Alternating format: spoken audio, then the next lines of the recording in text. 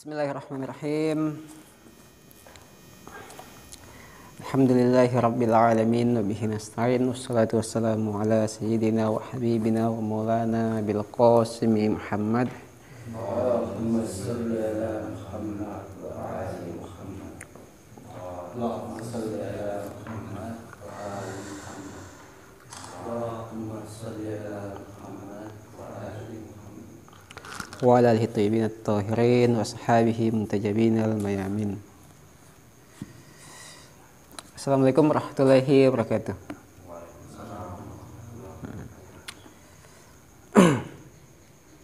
Gimana? Jadi kajiannya ini kajian YouTube, bukan Bidayah, bukan Facebook. Kalau mau direkam nggak apa-apa.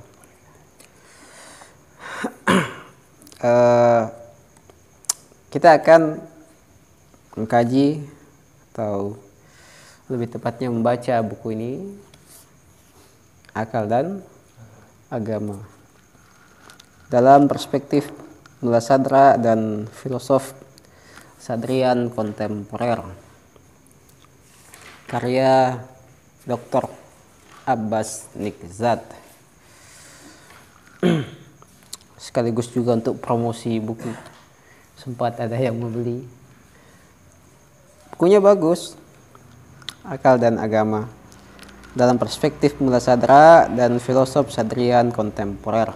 Jadi nanti metodenya itu ini saya baca, kalau ada hal-hal yang perlu dijelaskan saya jelaskan. Jadi buku ini terdiri dari 6 pasal. Cuman pasal pertama itu tidak begitu urgen karena dia berbicara tentang sejarah akal dan agama dalam sejarah. Jadi bagaimana perdebatan para teolog, para filosof tentang kedudukan akal. Itu dibaca saja, itu tidak begitu, maksudnya tidak begitu urgen dalam bahasan kita kali ini. Yang akan kita baca nanti adalah mulai dari bab 2, akal dan agama dalam perspektif Mullasadra. Buku ini bagus karena nanti dia akan menyajikan pandangan-pandangan para filosof Sadrian tentang akal dan agama, bagaimana relasi antara akal dan agama, apakah saling bertentangan ataukah saling melengkapi, ataukah punya wilayahnya masing-masing, ataukah saling kontradiksi dan sebagainya. Itu yang akan dibahas dalam buku ini. Dan bukan hanya itu, nanti juga tema-tema yang dianggap irasional, bertentangan dengan akal, tema-tema yang ada dalam teks-teks atau yang diyakini dalam agama sebagai hal yang salam, yang jelas, tetapi secara lahiriah bertentangan dengan rasionalitas, itu juga dibedah di sini. Sehingga misalnya nanti dalam masalah tersebut coba dijelaskan bagaimana relevansinya dengan akal. Apakah benar-benar bertentangan ataukah tidak.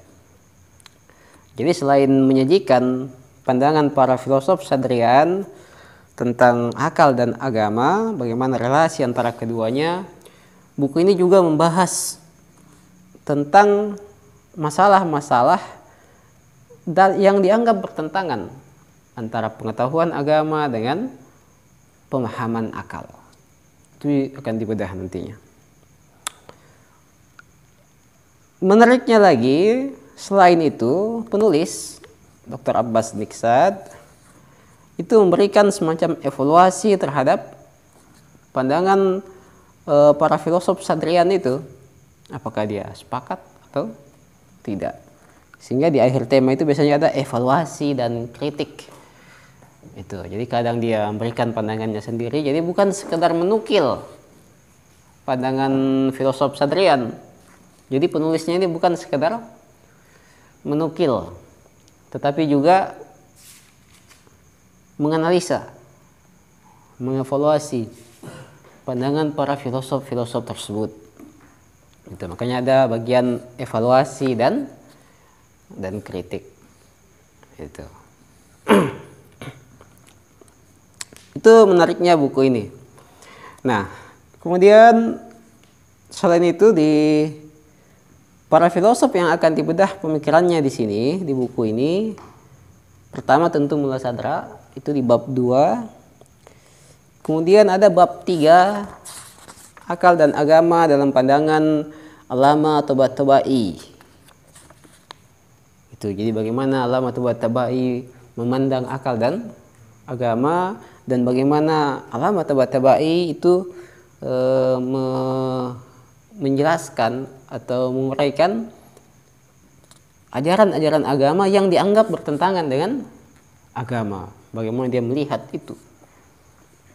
Misalnya ajaran tentang takdir, ajaran tentang ikhtiar manusia, apakah dia bertentangan dengan takdir Tuhan dan lain sebagainya. Itu akan dibahas secara filosofis di buku ini. Tentu mengacu pada pandangan para tokoh yang nantinya disebutkan. Kayak itu. Yang kedua tadi pandangan akal dan agama dalam pandangan Allama Tabai. Yang ketiga akal dan agama bab berapa? Bab 4. Akal dan agama dalam perspektif Murtada Mutahhari.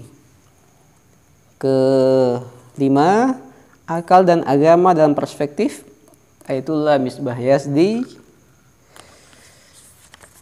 Semoga Tuhan memanjangkan usianya. Pasal 6, akal dan agama dalam perspektif Ayatullah Jawadi Amuli. Jadi ada 5 filosof Sadrian yang akan diuraikan pandangan mereka di sini di buku ini. Pertama Mula Sadra, kedua Allama Tabatabai, ketiga Murtada Mutahhari, 4 Ayatullah Misbah Yazdi, kelima Ayatullah Jawadi Amuli. Makanya menarik bukunya, karena pandangan para filosof Sadrian itu dikumpulkan di sini sekaitan dengan problem akal dan agama. Tuh. Oke, itu ya. Kita masuk ke pasal 2. Karena pasal 1-nya kita tidak baca, itu perspektif, itu tinjauan historis saja. Pasal 2. Akal dan agama dalam perspektif Mula Sadra. Bagian pertama bahasan umum, makna akal dan agama. Ini saya baca saja ya. Karena judulnya memang membaca akal dan agama. Gitu. Makna akal dan agama. Makna akal dan agama dalam perspektif Mula Sadra adalah tema awal yang mesti dibahas dan dijelaskan sebelum tema-tema lainnya. Itu hal yang niscaya sebenarnya. Jadi yang pertama yang dibahas itu adalah makna akal dan agama sebelum tema-tema yang lain. Dalam karya agung Mula Sadra, Syarah Usul Kafi, di bawah riwayat Al-Aql ma ubida bihir rahman waktu siba bihi al-jinan. Luar biasa, lebih keras suara teng-tengnya. Ma ubida bihir rahman waktu siba bihil jinan. Jadi dalam karya agung Mula Sadra, Syarah Usul Kafi, di bawah riwayat Al-Aql ma ubida bihir rahman waktu siba bihil jinan, Mula Sadra menjelaskan beberapa makna akal, yaitu sebagai berikut. Jadi Mula Sadra punya buku Syarah Usul Kafi, di situ dijelaskan ada riwayat tentang akal. Akal adalah ma'ubida bihir rahman, yang dengannya Tuhan disembah, waktu siba bihi al jinan, dan dengan akal surga diraih. Nah, di bawah riwayat itu Mullah Sadra menjelaskan makna akal. Beberapa makna akal yaitu sebagai berikut. Satu, jadi akal itu memiliki banyak makna. Nanti kita akan diketahui makna akal yang mana yang akan dijelaskan dalam buku ini. Itu ketika kita bicara relasi antara akal dan agama, akal yang dimaksud apa? Agama yang dimaksud apa? Kayak gitu. Makna yang pertama adalah akal adalah daya persepsi yang membedakan manusia dengan hewan-hewan lainnya. Akal dalam pemaknaan ini kendati pun dimiliki oleh setiap manusia, akan tetapi memiliki kualitas yang berbeda-beda. Dengan kata lain, akal yang ada pada setiap manusia memiliki gradasi kuat dan lemah.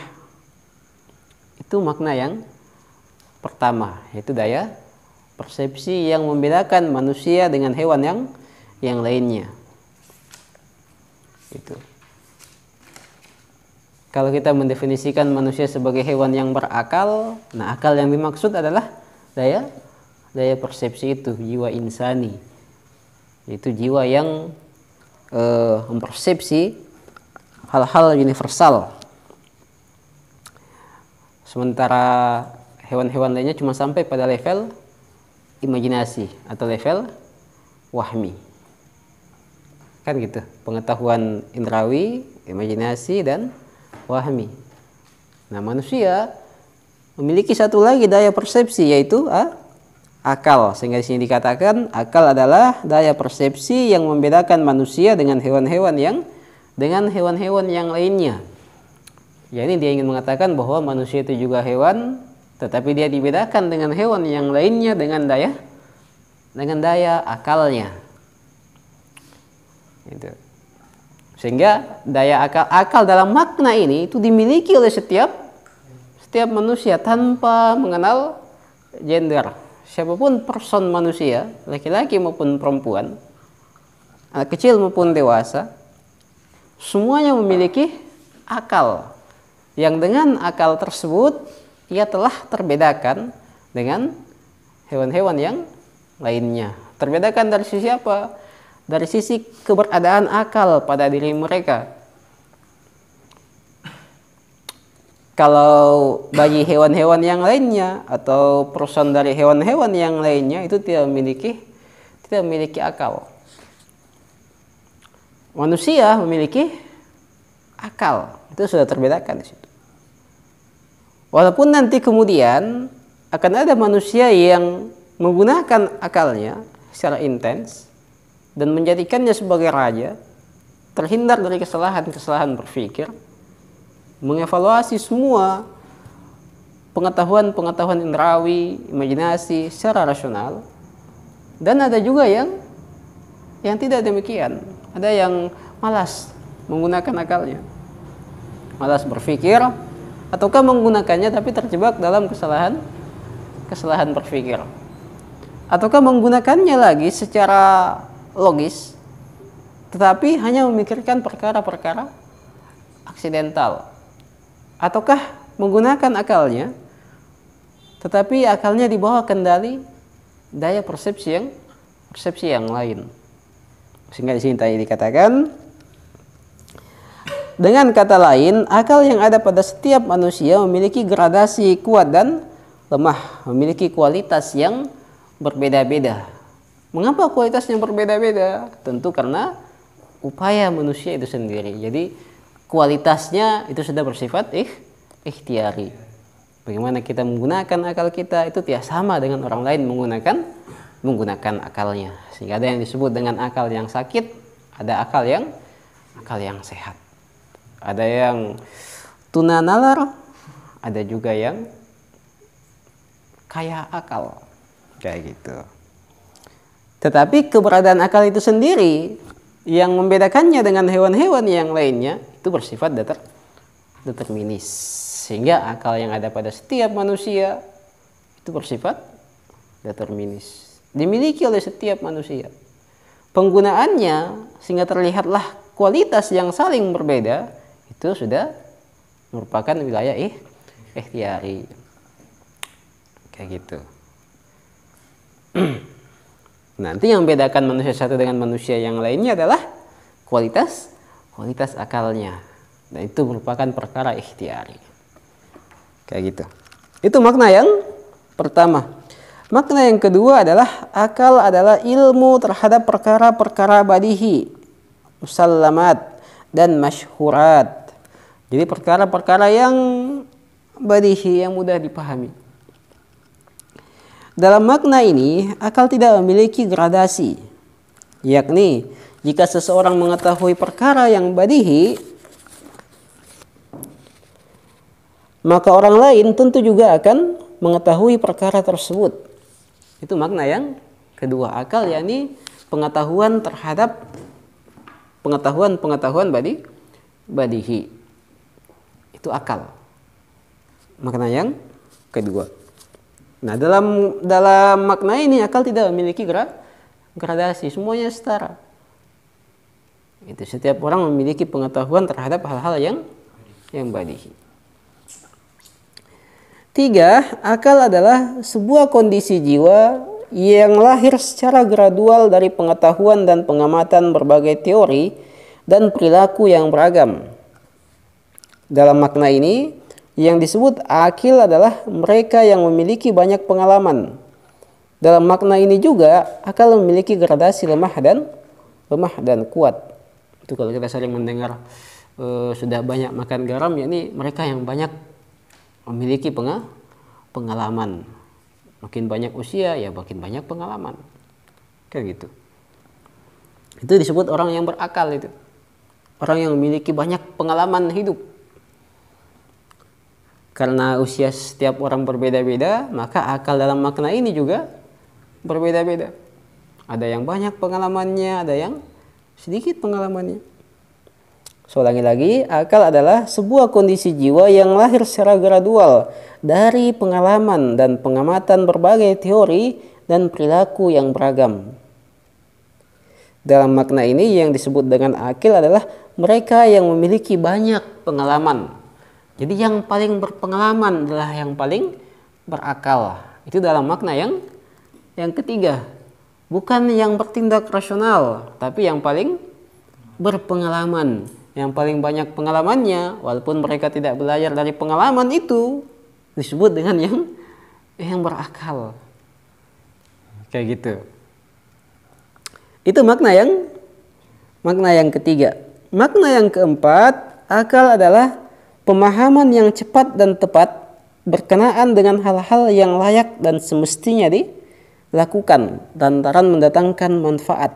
Tak peduli kendati pun hal tersebut adalah perkara-perkara duniawi ataupun nafsani. Dalam pandangan masyarakat awam, Muawiyah termasuk dalam kategori orang yang berakal dalam definisi ini. Kendati pun dalam pandangan riwayat, orang tersebut tidak layak disebut akil, tidak layak disebut orang yang berakal.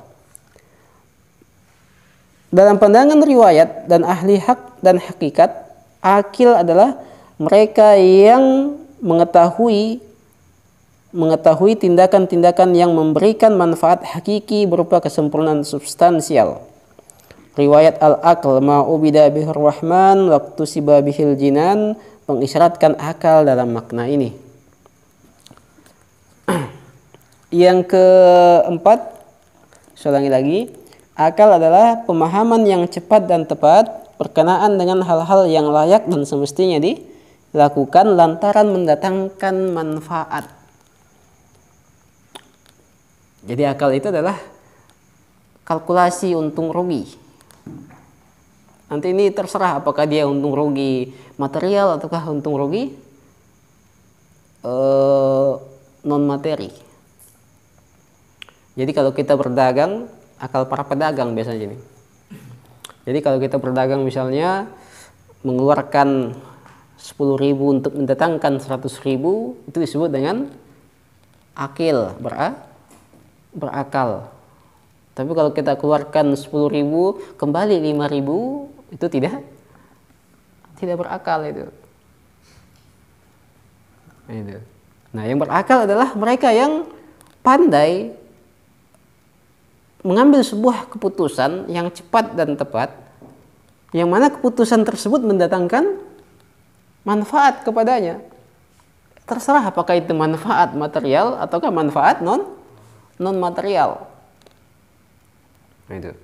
Para koruptor itu dia mengeluarkan misalnya dananya untuk kampanye, setelah menjabat dia kembalikan lagi semuanya dengan korupsi. Itu juga berakal. Dalam makna yang keempat ini. Karena dia berlaku secara umum, yaitu siapapun yang mampu mengambil sebuah keputusan yang mendatangkan manfaat kepadanya, baik manfaat material maupun non material. Cuman terkadang kita mengambil manfaat material yang banyak, bersamaan dengan itu kita melepas manfaat non material. Karena kita melepas manfaat non material, maka bersamaan dengan pengambilan manfaat material, kita mengambil juga derita non material, derita jiwa. Para koruptor itu walaupun dia berakal dari sisi material itu, karena mereka mendapatkan materi yang sebanyak-banyaknya, tapi karena mereka melepas manfaat non material berupa kesempurnaan jiwa, maka yang mereka ambil adalah derita non material bersama dengan manfaat material. Walaupun nanti akan ada juga derita materialnya berupa penjara misalnya dan sebagainya. Itu. Makanya di sini dikatakan Muawiyah itu kan orang yang politis, cerdik dia. Itu dikatakan orang yang berakal. Karena dia mampu mengambil sebuah strategi yang mendatangkan manfaat duniawi. Disebut berakal. Makanya di sini dipertegas lagi di kalimat selanjutnya. Dalam pandangan riwayat, akan tetapi dalam pandangan riwayat dan ahli hak dan hakikat, dalam pandangan para sufi, para hukama, para urafa, akil adalah mereka yang mengetahui tindakan-tindakan yang memberikan manfaat hakikat berupa kesempurnaan substansial. Tapi tadi kalau yang umum, mereka yang pandai mengambil manfaat. Apakah itu manfaat material atau manfaat spiritual. Tetapi dalam riwayat, akil adalah mereka yang pandai mengambil manfaat spiritual, manfaat substansial. Itu mereka yang pandai mengambil manfaat aksidental tetapi mengorbankan manfaat substansial, itu tidak disebut dengan berakal dalam tinjauan hukama, para urafa, riwayat dan sebagainya. Tetapi dalam tinjauan yang keempat tadi ini, yang secara umum itu juga merupakan yang berakal. Walaupun kita mengorbankan yang spiritual, substansial demi mengambil yang aksidental, jangka pendek, itu juga yang berakal dalam makna yang keempat. Sederhananya yang keempat ini adalah akal para pedagang, baik pedagang duniawi maupun pedagang meta duniawi. Dalam pandangan riwayat, hukama dan urafa, yang berakal adalah mereka yang pandai mengambil manfaat substansial. Ini apa? Ini para pedagang substansial, para pedagang metafisika. Melintasi. Jadi bukan keluarkan 100.000 untuk ambil 1 juta, bukan itu. Kalau filosofi itu. Para filosof itu mengeluarkan 10.000 untuk mendapatkan kesempurnaan jiwa. Karena kalau 10.000 kembali 100.000 ya sama-sama materi, masih level materi. Kalau para filosof tidak, para urafa tidak, dia mengeluarkan materi untuk mendapatkan non materi, mengorbankan jiwa, mengorbankan raga untuk menyempurnakan jiwa. Itu baru perdagangan metafisika, metamateri. Itu makna akal yang keempat. Makna akal yang kelima itu besok kita akan lanjutkan. Billahi taufiq wal hidayah. Assalamualaikum warahmatullahi wabarakatuh.